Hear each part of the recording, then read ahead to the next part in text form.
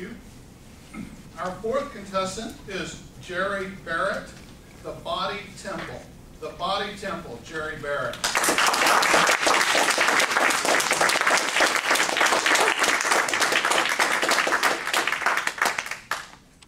Please raise your hand if you've heard the reference to your body being a temple. Most of you, thank you. It actually comes from the Bible, 1 Corinthians chapter 6, verse 19. And for those few of you that did not raise your hand, there'll be leaders of Bible study groups of nearby churches to meet with you after the contest.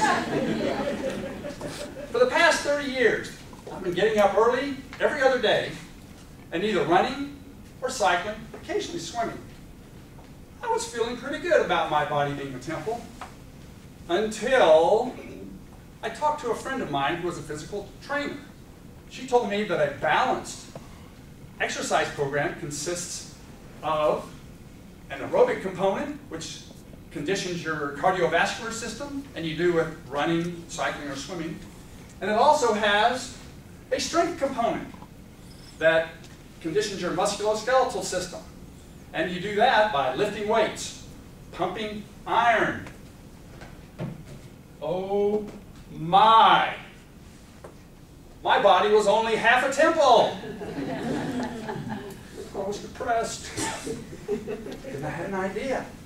And I made a plan. On the mornings that I didn't get up and go running, cycling, or occasionally swimming, I'd go to the gym and lift weights. So I went to the gym that first day and headed for the free weights section. Now, the free weights section is where they have things like dumbbells and barbells, the bars, the long bars that you put the weights on the end.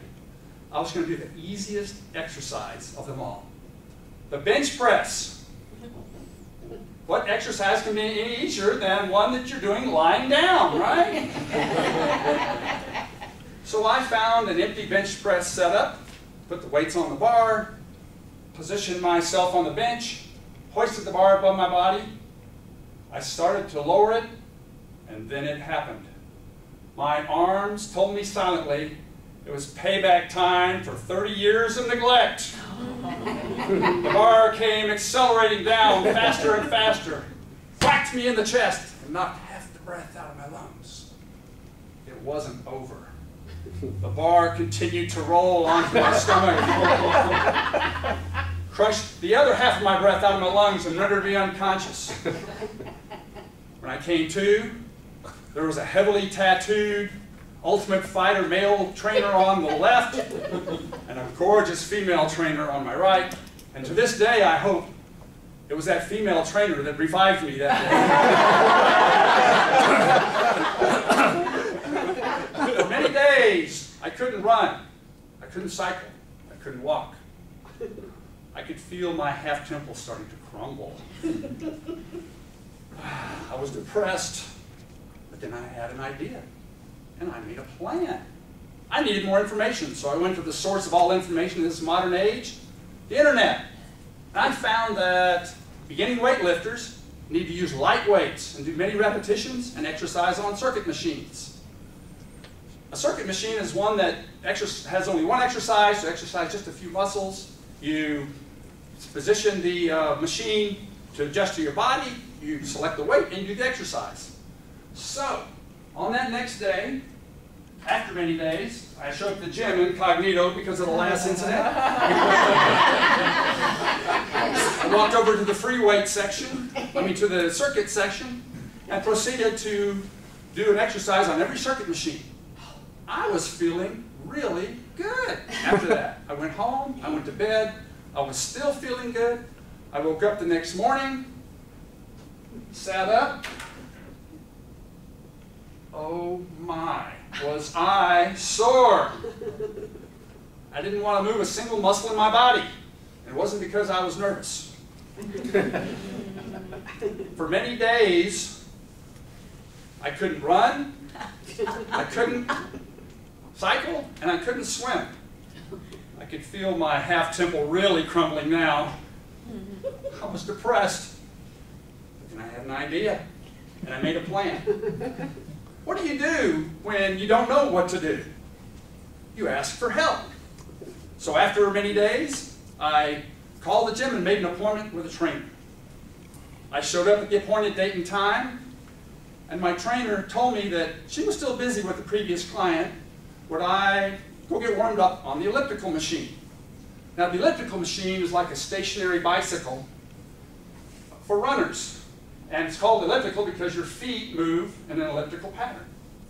Now, I had never done exercise on an elliptical machine, so I said, I can do this, I'm a runner. So I went to a row of elliptical machines, picked one that was not being used in the middle, and started exercising. After a minute, I looked to my left. There she was.